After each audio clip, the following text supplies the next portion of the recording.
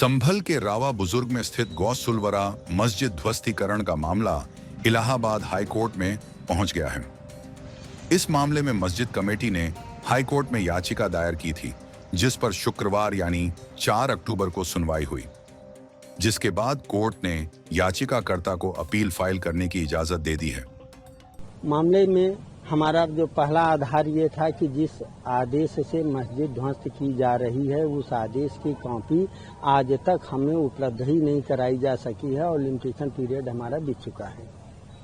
माननीय न्यायालय के निर्देश पर कल आदेश की कॉपी हमें उपलब्ध कराई गई और उस आदेश के अवलोकन के बाद ये बात समझ में आई कि माननीय सर्वोच्च न्यायालय के द्वारा 2024 में डिमोलिशन से संबंधित दिए गए लीडिंग केस के डायरेक्शंस का पालन नहीं किया गया था और इस प्रकार से वो अपील के लिए एक फिट मैटर है। तो आज मैंने माननीय उच्च न्यायालय से आग्रह किया कि हमको अपील फाइल करने और अपील फाइल करने, चूंकि लिमिटेशन बीत गया था, अपील फाइल करने और अपील फाइल करने के लिए के साथ ही ध्वस्तीकरण की कार्रवाई को रोकने के लिए स्टे एप्लीकेशन देने की अनुमति दिया जाए और कोर्ट ने आज हमको ये परमिट किया। हम मंडे को ये अपील फाइल लोअर कोर्ट में कर रहे हैं और चूंकि हमारे रिक्वेस्ट पर यह अल्टरनेटिव रेमेडी की प्रार्थना स्वीकार की गई है, तो फिलहाल मामला हाई कोर्ट के स्तर पर अंतिम रूप से निस्तारित। अब इस मामले में मस्जिद कमेटी सोमवार यानी 6 अक्टूबर को 3 आधारों पर कोर्ट में अपील फाइल करेगी, जिसमें मस्जिद की जमीनों को अवैध कब्जा कहना, कार्रवाई का सरकार और सुप्रीम कोर्ट के आदेश के खिलाफ होना और दुर्भावना से काम करना शामिल है।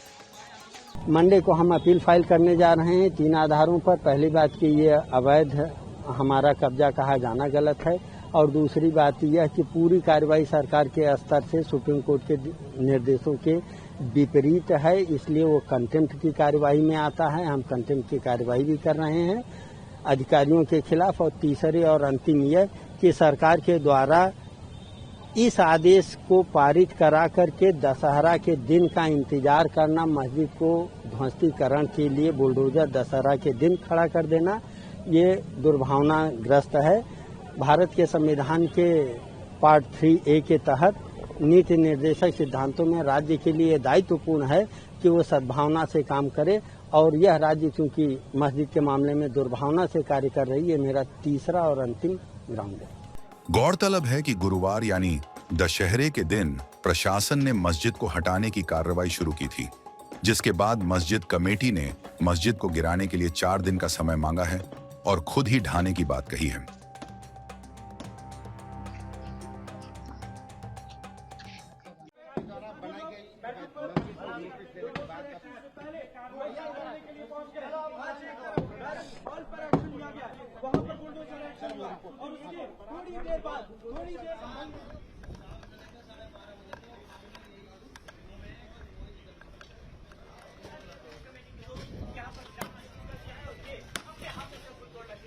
क्योंकि अभी बुलडोजर मेरे हाथ पर चला था, मैं दिखा रहा हूँ, वो देखिए तस्वीर देखिएगा, जिस तरह से आप मेरे साथ देख रहे हैं। और यहाँ पर खुद ही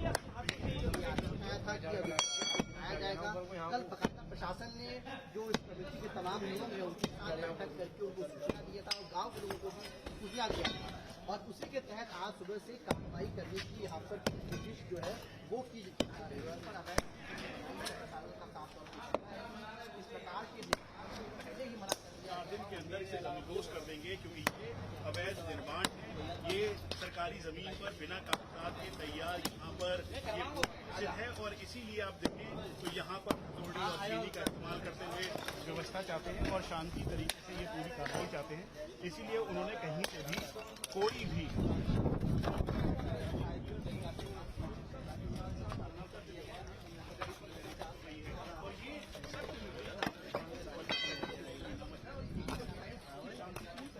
अपने हाथ से उतारने का हम उतार रहे हैं, कानून का पालन कर रहे हैं।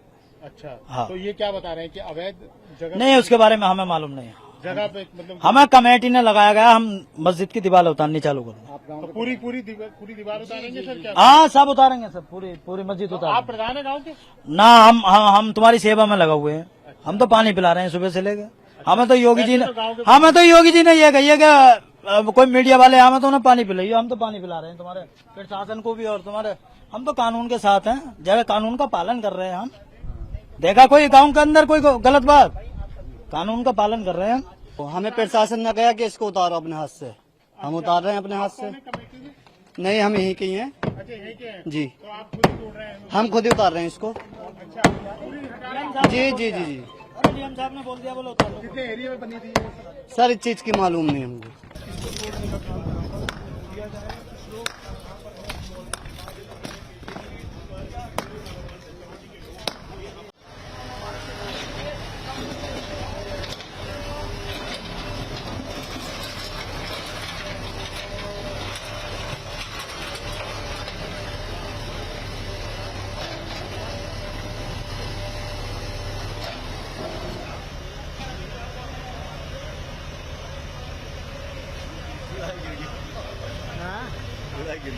लोग यहाँ पर आए, कुछ बच्चे यहाँ पर आए और ये देखिए प्रशासन के लाख समझाने के बाद देखियो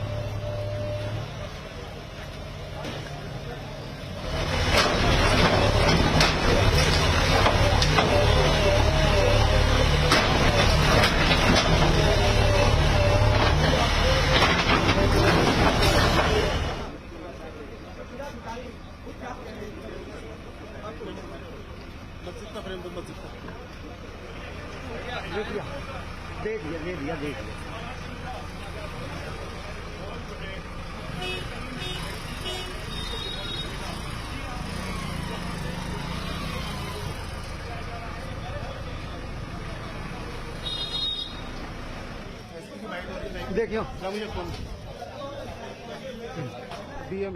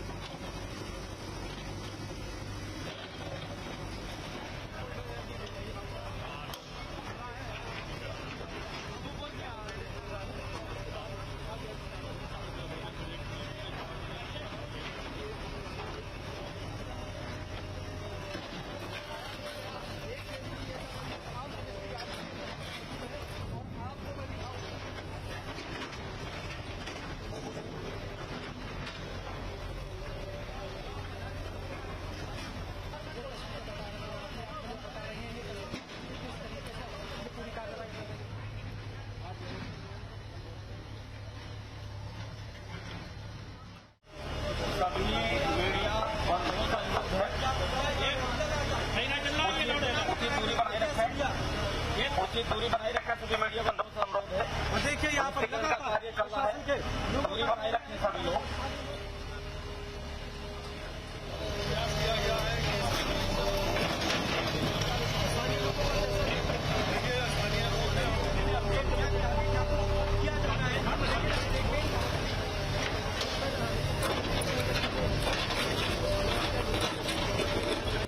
जनपद संभल के थाना असमौली के राय बुजुर्ग गांव में यहाँ पे एक तालाब की और खाद के गड्ढों की जमीन है। उसमें 30 दिन के समय इनको दिया गया था। 30 दिन का समय गुजर जाने के बावजूद भी इनके द्वारा जब नहीं तोड़ा गया है तो प्रशासन के द्वारा निर्णय लिया गया है कि इसको स्वयं तोड़ा जाएगा। ये एक इलीगल कंस्ट्रक्शन था और पर्याप्त समय इनको दिया गया है। पुलिस व्यवस्था की यहाँ चाकचौबंद है, ड्रोन से निगरानी रखी जा रही है और आसपास के जितने भी गांव सब में पहले मुनादी भी करा दी गई थी। शांति व्यवस्था व्याप्त है, किसी प्रकार कोई समस्या नहीं है। बनाया गया था ये टोटल? ये काफी बड़ा एरिया आप देख सकते हैं। ये यहाँ पे मदरसे की तरह और बारात घर की तरह चला रहे थे। मस्जिद आगे की ओर है। कई बीघे जमीन के अंदर इसका निर्माण किया गया था।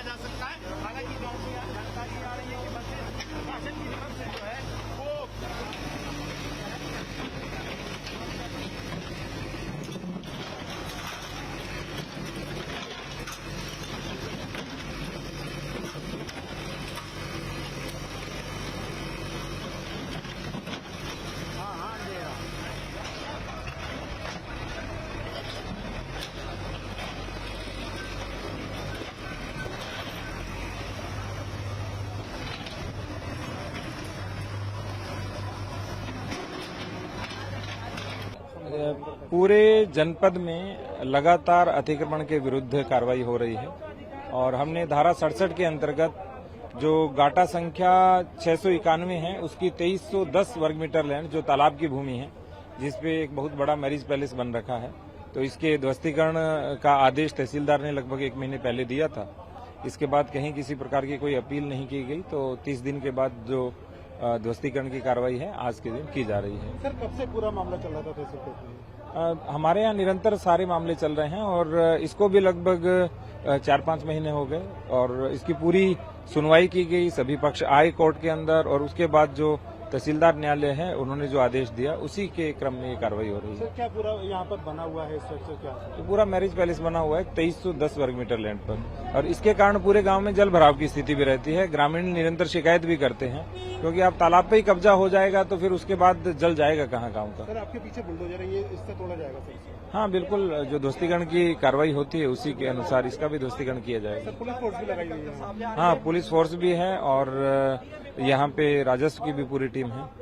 सर शांति व्यवस्था के लिए क्या कदम उठाए गए? यहाँ पे पहले हमने LIU की रिपोर्ट ली थी, उसके बाद में जो यहाँ के हमारे शहर मुफ्ती साहब हैं कारी साहब, उनसे भी हमारी बात हुई और तो सब लोग सहमत हैं कि यदि अवैध रूप से बना हुआ है तो उसको ध्वस्तीकरण होना चाहिए।